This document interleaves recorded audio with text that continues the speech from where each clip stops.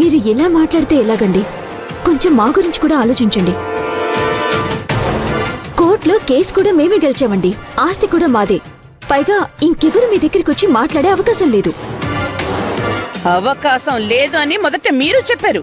కానీ ఏమైంది? ఆ భూమి నా ఇంటికొచ్చి గొడవ పడింది.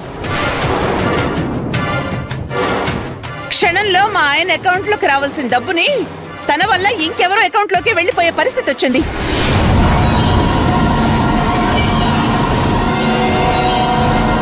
ఆ భూమి మీ మాట విందు. మీ మాట వినాల్సిన అవసరం నాకు లేదు. ఆ భూమి చేత చెప్పిస్తే చెప్పించండి, లేదంటే డబ్బుతో నా ఇంటికొచ్చి కనిపించండి. మీ ఆస్తి పత్రాలు మీకోసం ఎదురు చూస్తూ ఉంటాయి.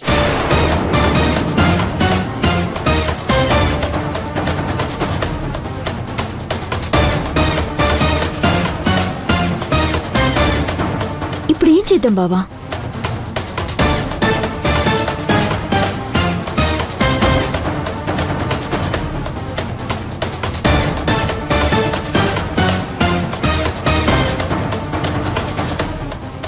బావా, ఇప్పుడు ఈ సమస్యకి పరిష్కారం ఏంటి? భూమితో ఆ రుద్రాన్ని చెప్పినట్టుగా చెప్పించటం కుదరదు. మనం అడిగినా తను చెప్పదని వాళ్ళకి తెలుసు. తను చెప్పలేదంటే వెంటనే డబ్బులు ఇవ్వమని వాళ్ళు అడుగుతున్నారు. ఏం చేయాలి బావా?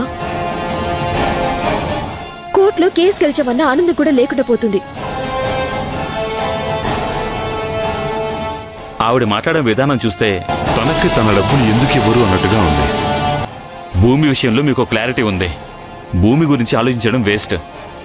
ఆ డబ్బులు ఇచ్చేసి ఆస్తి పేపర్లు తీసుకోవడమే బెటర్.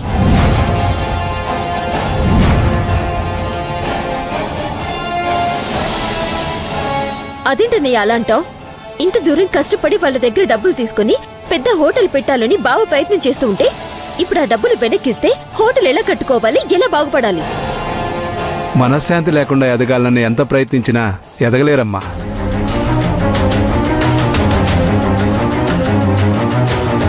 వాళ్ళకు కావలసింది డబ్బు, మన ఎదుగుదల కాదు.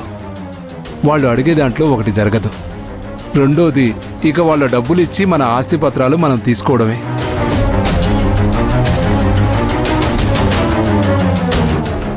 ఈ గొడవలన్నీ ఎందుకులేరా?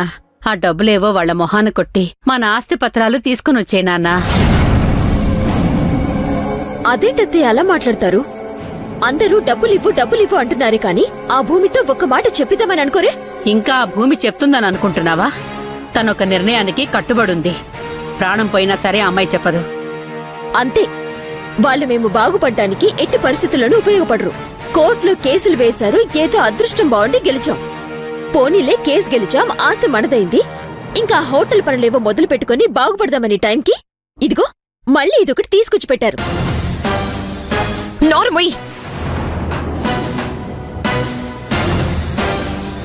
బుద్ధి జ్ఞానం లేకుండా మాట్లాడుతున్నావు. అసలు ఇదంతా నీ వల్ల కాదా?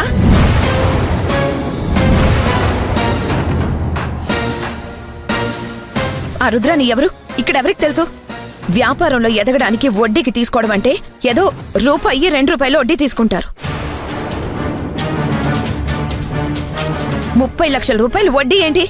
నెలకి 30 లక్షల రూపాయలు వడ్డీ కట్టుకుంటూ పోతే ఎప్పుడు బాగుపడతాం? ఆ హోటల్ కట్టేలోపు వడ్డీనే కోట్లల్లో అయిపోతుంది. హోటల్ కట్టిన తర్వాత ఆ బిజినెస్ ఎంత జరుగుతుందో, ఎంత వస్తుందో, ఎంత పోతుందో ఎవరికి తెలుసు?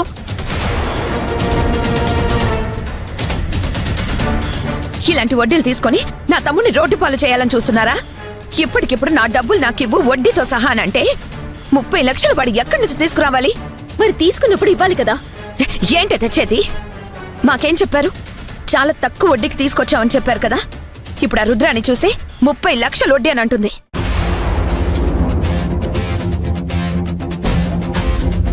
అసలు ఎవరా రుద్రాని? ఎప్పటి నుంచి పరిచయం? ఎలా పరిచయం? ఇలాంటి వాళ్ళందరినీ తీసుకొచ్చి మా కుటుంబాన్ని ఏం చేయాలనుకుంటున్నావు నువ్వు? చేసిందంతా ఆ భూమైతే ఆయన నువ్వేంటుదిరా నన్నంటున్నావు? ఎవరు దారిని పోయే వాళ్ళ కోసం భూమి మన కుటుంబాన్ని నాశనం చేయాలని చూస్తుంటే తనని తిట్టి కొట్టి ఒప్పించాల్సింది పోయి నన్ను తిడతారేంటి? ప్రతి దానికి నా మీద పడ్డా అందరికీ అలవాటైపోయింది. నువ్వు చేసిన తప్పు కళ్ళ ముందు కనిపిస్తూ ఉంటే తిట్టక ఏం చేయాలి? రోడ్డును పోయే వాళ్ళకి ఇల్లుండదు, వాకిలుండదు, ఒక పూట తినడానికి సరైన భోజనం కూడా ఉండదు.